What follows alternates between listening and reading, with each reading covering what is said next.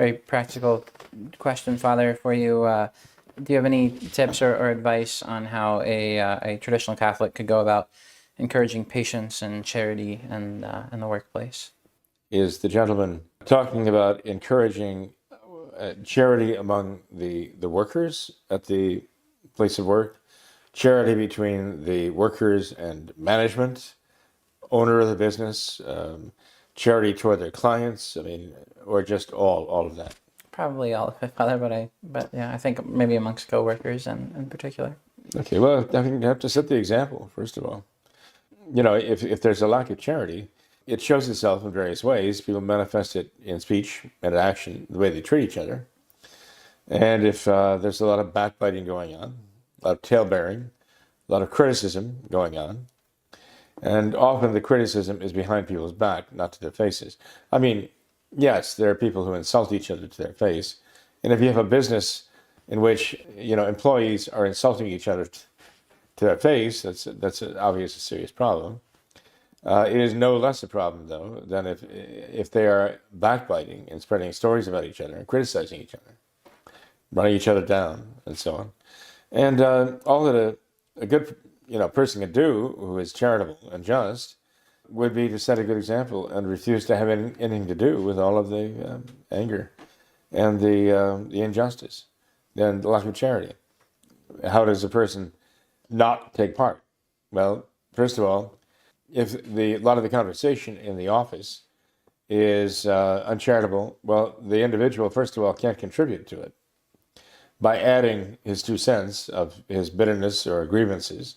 He should not in any way encourage it positively, but he can also encourage it passively by just listening to it, appearing to, if not consent to it, just appearing to say it's okay with him, that he's okay with it.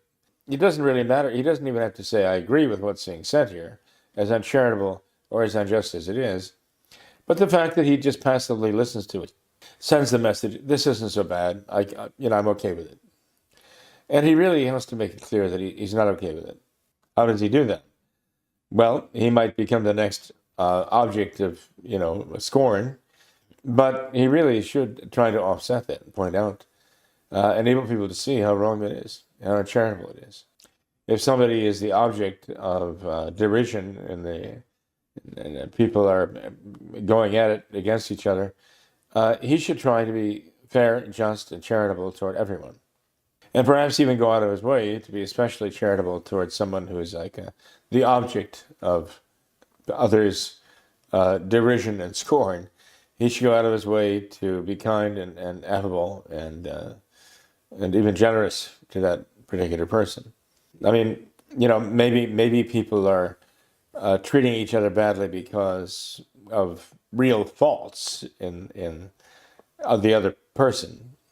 But nonetheless, even if it's true that there are certain workers who are attacking others of the workers there, and perhaps because the others really have genuine faults and that they're guilty of the same lack of charity and lack of justice, somebody has to be able to rise above all that in order to think, well, what can I do to raise the level of charity in my own home, in my own business, my place of work, my school, and so on? Well, someone should first of all make the will to do so, and then must turn to God and ask God to give me the grace. Give me the grace to know what I can do to make the situation better. And having given me the grace to know what I can do, give me the grace to do it. They're two different things. The grace to know what is the best approach to take is in a perfection of the intellect to understand this. But through weakness, one might be afraid to do so, for fear of becoming a target. So there is also the grace necessary for the will, to be able to say, okay, this is the right thing to do, and by the grace of God, I'm going to do it. And I'm going to remain composed, I'm going to remain charitable, I'm going to remain just in what I say. And I'm going to go follow a certain plan of very definite principles as to what I must not do, on the one hand, in taking part in the lack of charity or injustice, and I'm going to hold myself to do certain things as must-dos. Among those might be, well, I'm always going to put a good word in for somebody. And I'm going to counter, whenever somebody takes off after somebody and criticizes them, I'm going to have a good word to say about that other person. I'm going to try to be very positive. Where others are being negative, I'm going to try to be very positive and hope that will have a good effect. If it's a matter of the way they treat clients of the business, then all the more so. Somebody who represents a business should be able to have an effect on the overall tenor of the business in its relationship with its clients, and help the others to appreciate the value of their clients, that their clients' business keeps them alive. It is the reason they have a business in the first place. It is the reason they have a job in the first place. And if I got a client who's very difficult to deal with, then again, all the more reason why someone who's in sales or some other aspect of the business and has to deal with these clients might look at it from a very supernatural perspective, saying, okay, this is a client who's very hard to deal with, but this is a good test of my ability as the representative of a company dealing with this, as a service, that I'm going to do my very best to assist this client to get the very best product and the very best result. And if I have to be frank with the client and tell them, well, this is the wrong approach, I think there's a better approach to this, then I'm going to try to use whatever wisdom God gives me to make things better and make things right. But in any case, if you represent a business and you have clients, you want to try to draw the very best out of your clients, not the very worst. And you have to start by saying, well, I'm going to give my clients the very best I have to give. I'm going to give them the best I have to give, to try to draw the very best out of them. It's the same thing in a family, where if you want to, encourage your wife or your husband or your children to give them their very best, you have to start by being willing to give them your very best. To be the best father, the best mother, the best son, the best daughter you can be. In the same way in a business, if you're dealing with clients, if you have certain contempt for the clients to begin with and so on, it's not going to end well. If you really want to give your clients something of real value, it has more to do, it's more than your product. It is dealing with you and dealing with your company. And you want them to benefit overall, not just by selling them a better widget or a better mousetrap. You want to help them as persons. These are the companies that actually are needed in America right now, that say, I am here not only to, triumph in the business world, but I'm here actually for the benefit of my clients, and I want to help my clients be better people.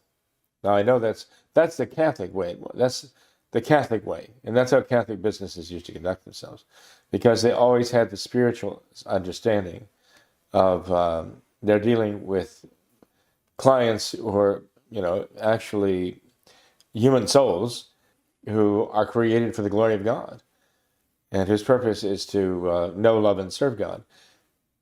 So a Catholic business owner would impress upon his employees that you have to treat your clients with respect. And he would give them that Catholic perspective on the respect due to their clients. And often their clients would respond. Without specific examples, it's a little difficult to speak in generalities, but it has to do with the mentality and the approach. And that's what a Catholic business owner and that's what a Catholic employee should think of, that he wants to bring to the company that he works for and the clients of the company. He wants to bring something of value. And it's not just a job. He's there on some kind of a mission that started with his baptism. And he should try to do as much good as he can wherever he is. It's impossible to overestimate the need to pray. To pray for your business, to pray for the business, pray for the owner, pray for your fellow workers, pray for your clients. We can't forget how important that is to include prayer for your fellow workers and your clients as part of your employment, part of your mission. So there are those who might deal with all kinds of problems, and it might not even occur to them to pray over this situation involving other employees, fellow employees, or difficulties with a client. But they would find if they actually did include that intention in their prayers, that they would actually begin to make headway that they could not make before until those prayers were offered. The graces are necessary. It's a very, very important point, I think.